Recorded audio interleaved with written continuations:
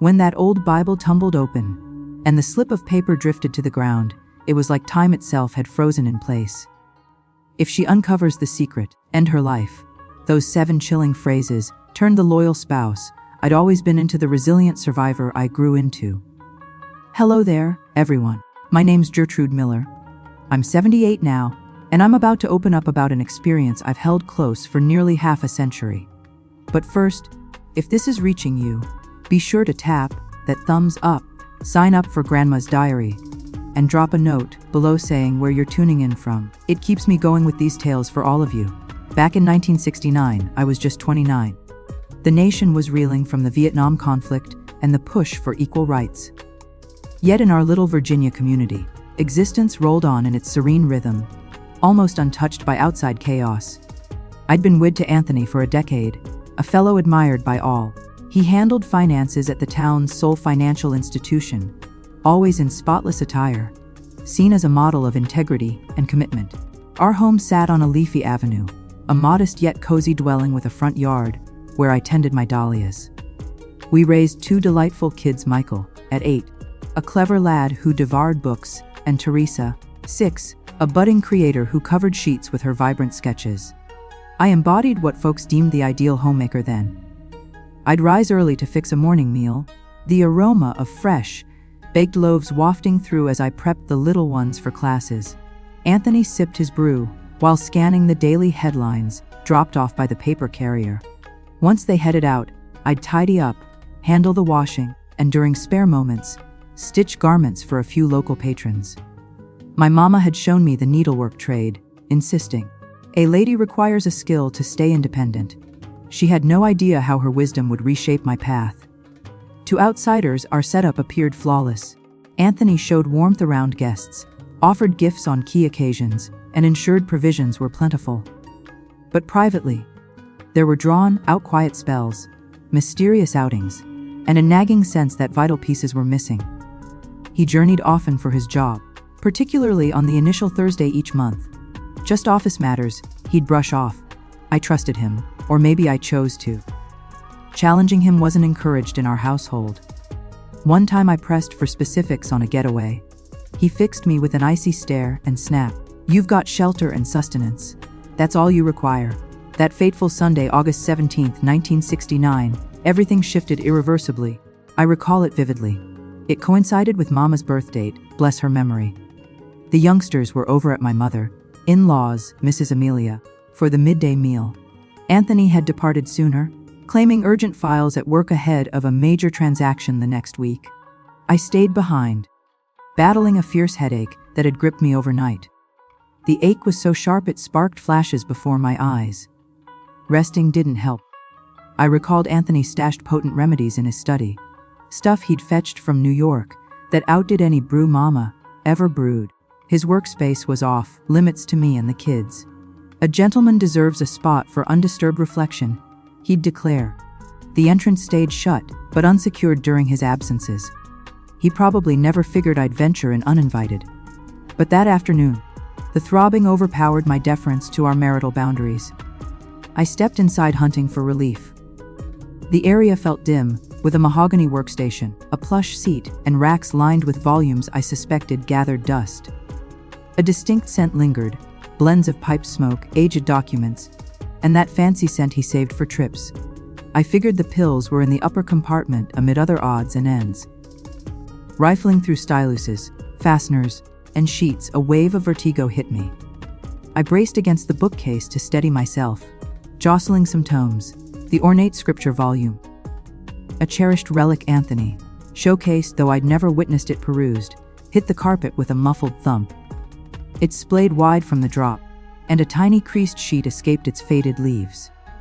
My gut reaction was to restore order. Anthony would rage if he learned I'd meddled, but curiosity pulled me to retrieve it. Shaky fingers smoothed the memo.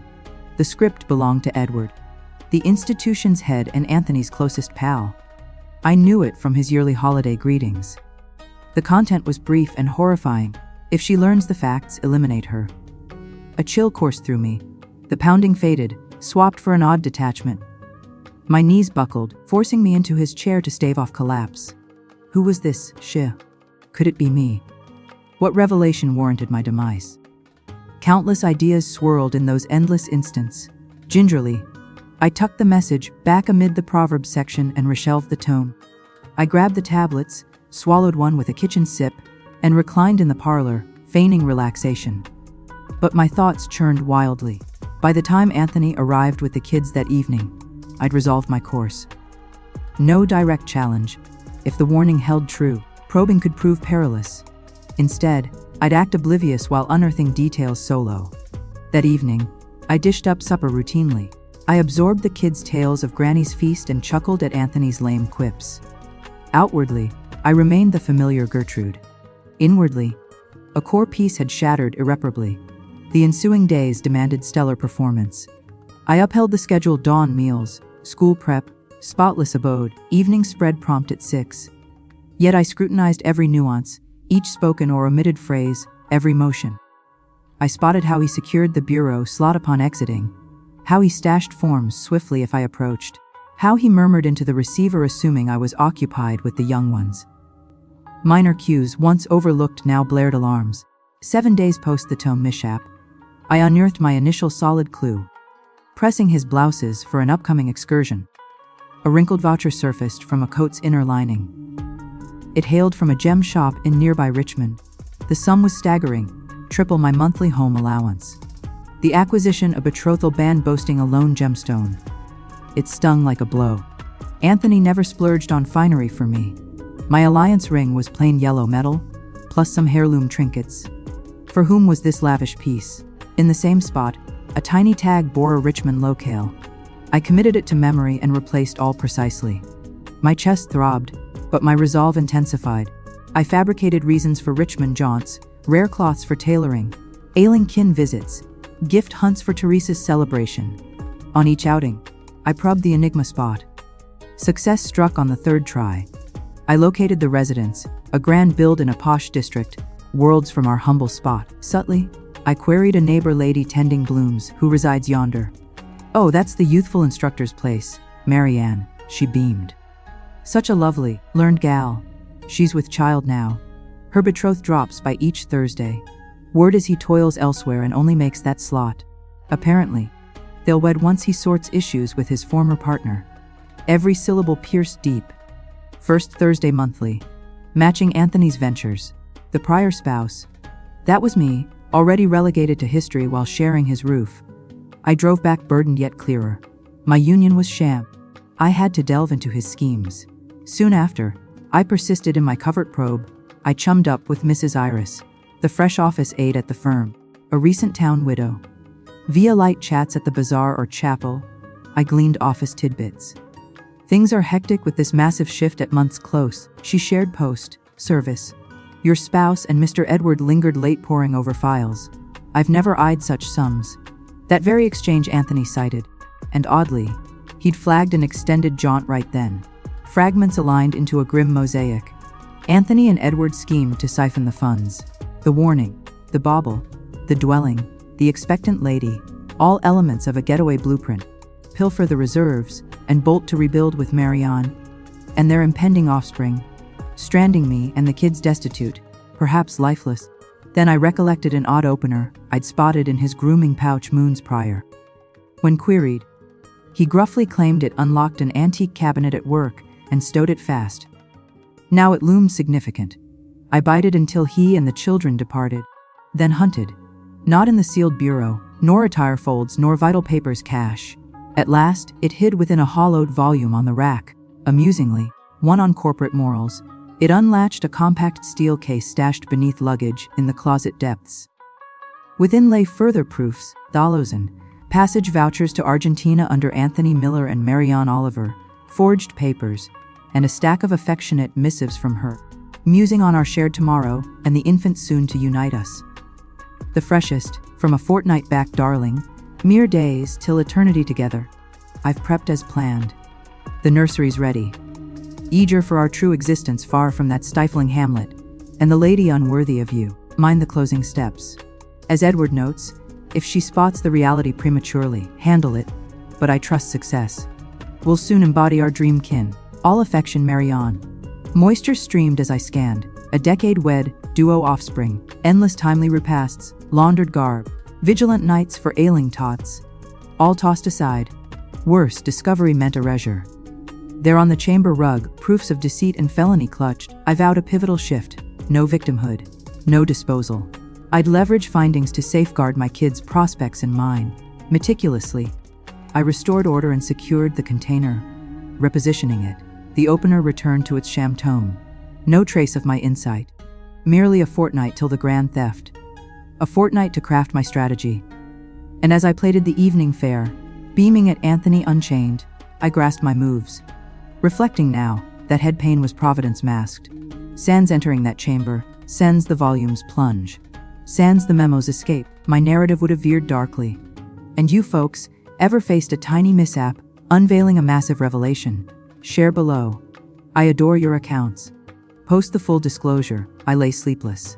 The young ones slumbered soundly, oblivious to our crumbling realm. Anthony wheezed nearby, his unburdened rest.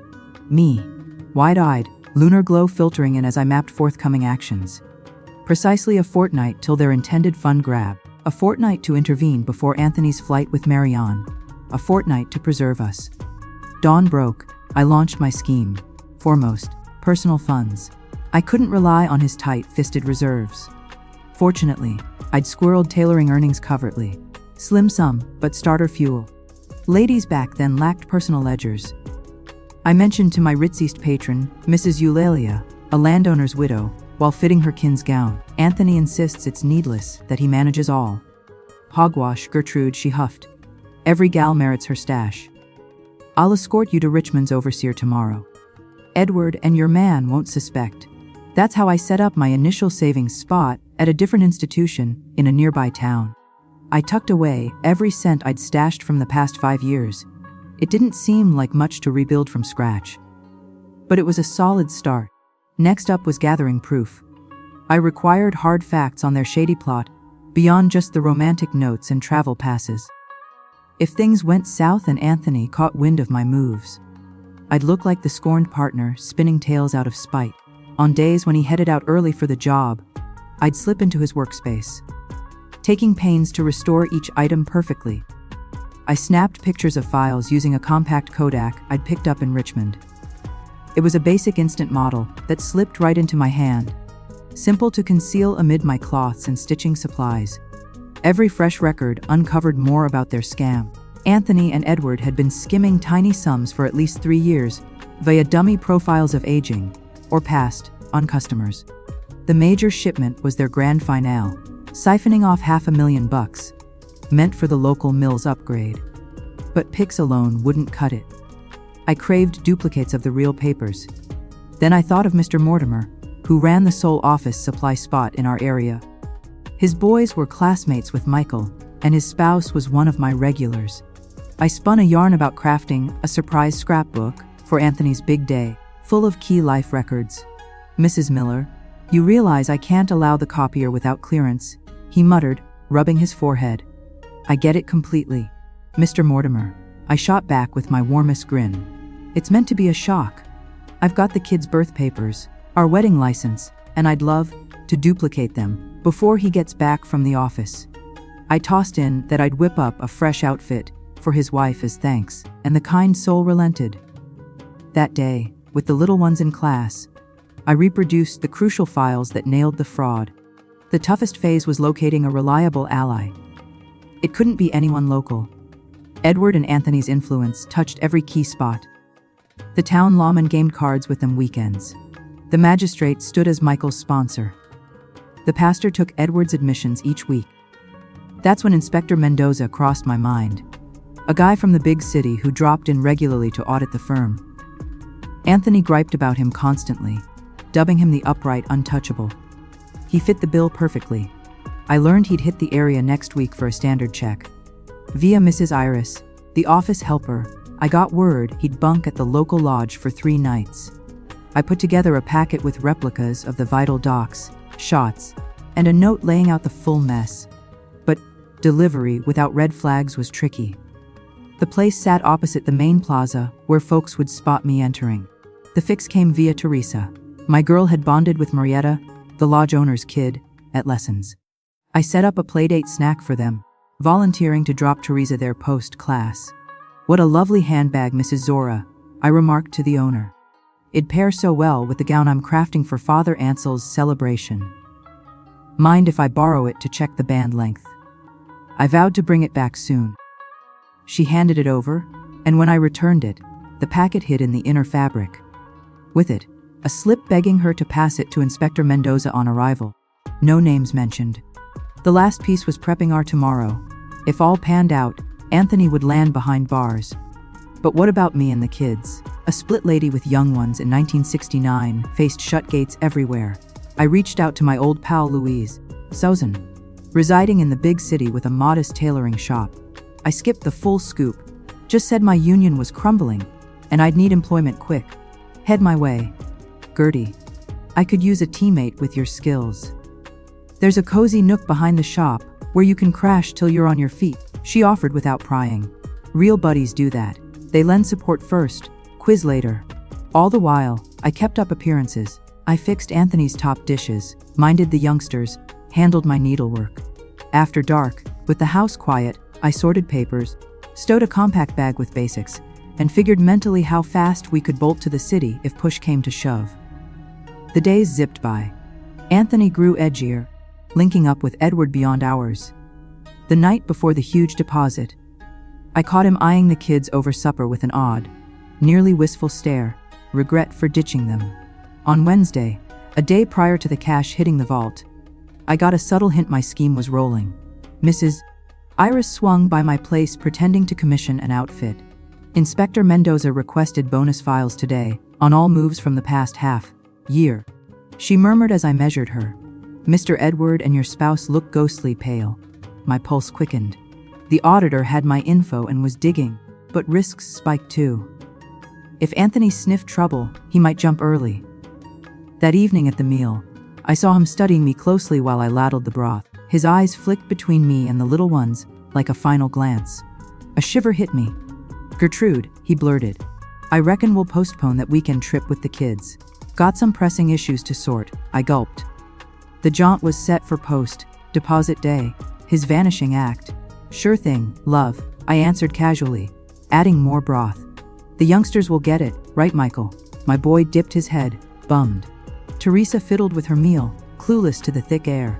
After tucking them in, I spotted Anthony in his den, bent over sheets. The entry was cracked open, not his norm, a setup.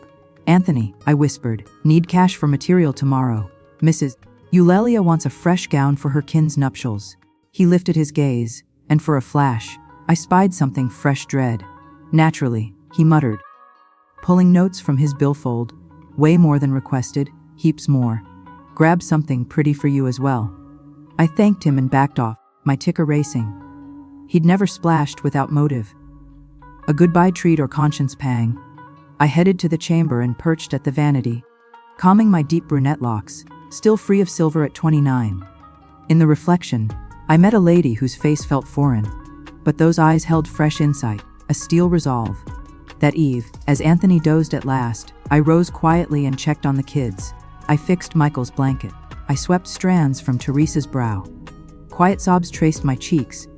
I vowed that come what may tomorrow, they'd live in honesty, not deception. Back under covers, sleep evaded me. The timepiece ticked sluggishly, each beat echoing that hours dwindled for Anthony, his plot, and our old existence. Morning dawned. The deposit day broke with clear azure skies. I outfitted the kids for lessons. I whipped up the dawn spread as usual. Anthony appeared distant, glancing at his wristwatch nonstop.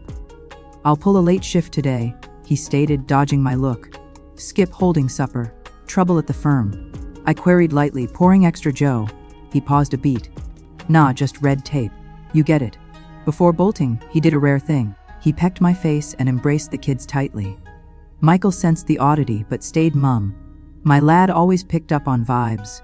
Once Anthony split, I geared for any twist. I gathered key papers, birth proofs, kids' shot records, some kin snapshots. I stashed funds in hidden home spots for a quick exit. I bundled 2 light packs with vital garb, tucked beneath the mattress. The hours crawled. I dropped the youngsters at class, hit the grocer, stitched a frock for the druggist's wife. Everyday chores of a regular homemaker, while inwardly I simmered like a peak ready to blow. That afternoon, Mrs. Iris darted by my abode feigning a fitting for her garment. "Capital cops are at the firm," she hissed as I pinned the edge. They showed with the deposit hall. "Inspector Mendoza's with them." "Mr. Edwards holed up with 3 suited guys. Your man tried to dip, but they held him." I nodded thanks, faking focus on the task. After she bounced, I slumped in the stitching seat, quaking. It was unfolding. My blueprint was clicking.